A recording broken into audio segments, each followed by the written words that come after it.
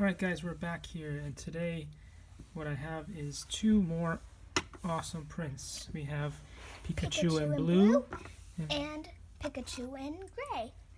Alright, and the gray one was printed on the Alphawise U30, and the other one was printed on the Monoprice Mini Delta.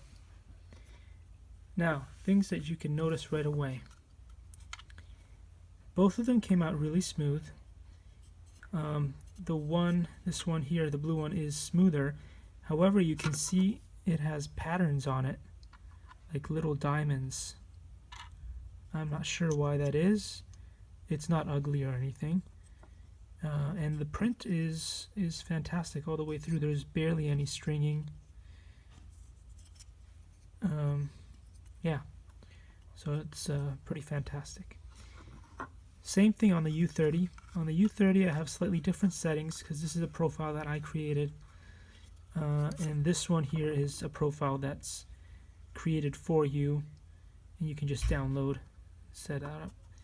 But anyway, in this one I always print out at 0% infill, so this one is way lighter than this one. And of course, if you shine light through this one, you'll probably be able to see the cracks a lot better. But mostly what we see here is that, I'm not sure why, I think it may be because the room where I printed this in was very hot.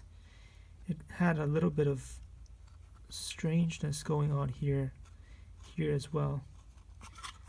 And if you compare it to this one, this is perfectly smooth here, and here it isn't.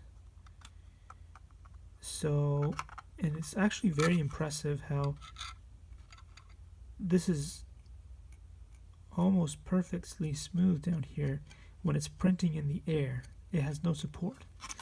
So I don't like to print with supports because they're very hard to get off. So if I can get away with not doing that and just doing a little bit of sanding, I prefer it to do it that way. But yeah, as you can see here, both of the prints were very, very good. And I'm happy with that. The ears actually turned out better on the U30 here. You compare that, and that's because it has dual cooling now. After me messing around with setting is adding a second fan, so it does a very good job. So which printer should you go for? I think if you are a beginner, I would go with the Monoprice Mini Delta for sure. It's very straightforward to set up. You don't have to baby it. It just runs out of the box once you have that set up. Once you have the profile that you can download off Wiki. And the U30 is just more for fun if you know what you're doing and you want to mess around with the settings like endlessly.